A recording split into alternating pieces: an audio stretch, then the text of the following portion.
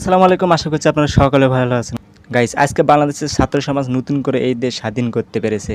অনেকে এই নতুন দেশ স্বাধীন করতে গিয়ে শহীদ হয়েছেন, তাদেরকে এই জাতি হয়তো আজীবন মনে রাখবেন। হয়তো ইতিহাসের পাতায় শহীদদের নাম আখ্যায়িত করবেন।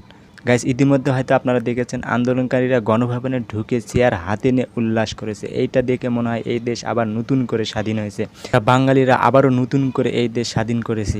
ফ্যাসিবাদী সরকার এই দেশের মানুষকে অনেকভাবেই হয়রান করেছে। বিনা দোষে মানুষের জীবন কেড়ে নিয়েছে, কারাগারে বন্দী করেছে, আলেম ভাইদের উৎখাত করেছে।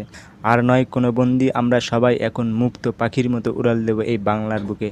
আমরা স্বাধীন দেশে স্বাধীনভাবে বাঁচতে চাই, কারো চাপে পড়ে বন্দী হয়ে থাকতে চাই না। এই হলো আমাদের স্বাধীন বাংলাদেশ। তবে গাইস, নতুন করে দেশ স্বাধীন করতে গিয়ে যারা নেতৃত্ব দিয়েছেন তাদের কথা না বললে নয়। তারা অনেকে হয়রানির শিকার আছে, অনেকেই গুম হয়েছেন, অনেকেই খুন হয়েছেন। তবু তারা এই ফ্যাসিবাদী সরকারের কথায় হার মানে নাই, খুন গুমের ভয় করে নাই। সেই সকল ভাইদের অসংখ্য ধন্যবাদ এই দেশ নতুন করে স্বাধীন করার জন্য। 18 কোটি মানুষের বুকের সাহস নিয়ে নেতৃত্ব দিয়েছেন নতুন করে বাঁচার জন্য। জয় নতুন ছাত্র সমাজ, জয় হোক নতুন বাংলাদেশের।